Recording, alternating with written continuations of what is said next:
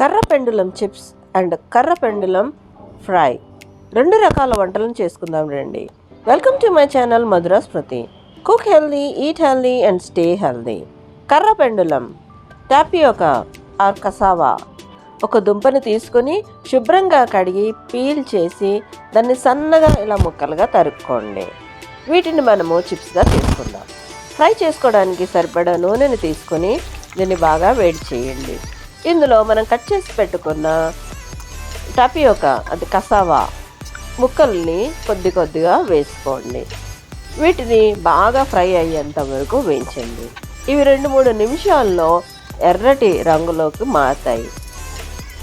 కరకరలాడేంత వరకు వేయించి తీసి పక్కన పెట్టుకోండి. దీన్ని కొద్ది కొద్దిగా వేసుకుంటూ లైట్ బ్రౌన్ కలర్ వచ్చేంత వరకు లేదా మంచి సువాసన వచ్చేంత వరకు వేయించి పక్కన పెట్టండి. కర్ర పెండులం ఒక దుంప అండి. ఇది మన బంగాళాదుంప లేదా స్వీట్ పొటాటో లాగే ఉంటుంది. అన్ని చిప్స్ వేయించిన తర్వాత ఒక గుప్పెడు కరివేపాకు కూడా వేయించి తీసుకుంటే చిప్స్లోకి మంచి ఫ్లేవర్ వస్తుంది.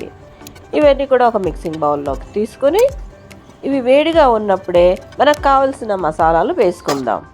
వేడిగా ఉన్నప్పుడు వేయడం వల్ల మసాలాలు చిప్స్కి బాగా పట్టుకొని రుచిగా ఉంటాయి.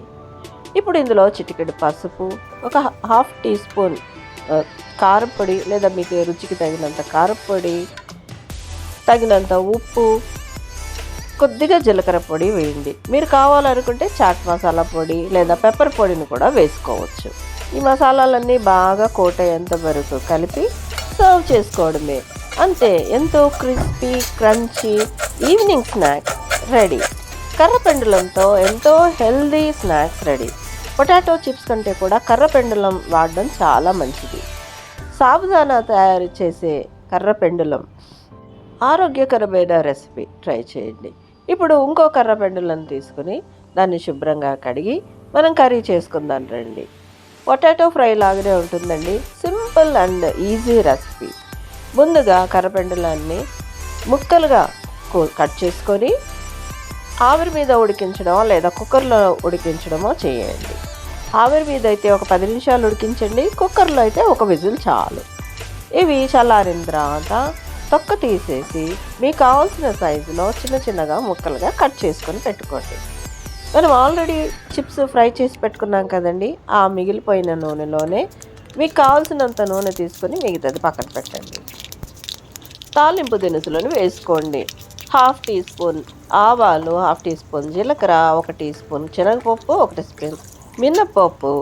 వీటినన్నిటినీ దోరగా వేయించి 2 ఎండుమిరపకాయలను స్ప్లిట్ చేసి వేయండి. ఇందులో ఇప్పుడు సన్నగా తరిగి పెట్టుకున్న ఒక 2 ఉల్లిపాయలను వేసుకుని అందులోనే 4-5 పచ్చిమిరపకాయల ముక్కలు, కొద్దిగా కరివేపాకు వేసి వేయించండి. ఉల్లిపాయలు వేగుతున్నప్పుడు కొద్దిగా ఉప్పు వేసి వేయించితే త్వరగా వేగుతాయి.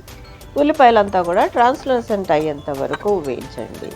ఇప్పుడు కట్ చేసి పెట్టుకున్న ఉడికించి పెట్టుకున్న టాపియోకా కసావా అదేనండి కర్ర పెండులం ముక్కలను వేసుకొని బాగా కలపండి.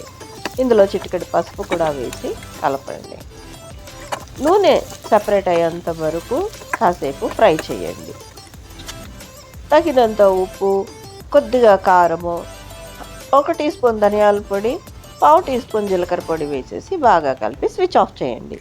అంతే, ఎంతో రుచికరమైన కర్ర పెండులం కర్రీ లేదా ఫ్రై రెడీ.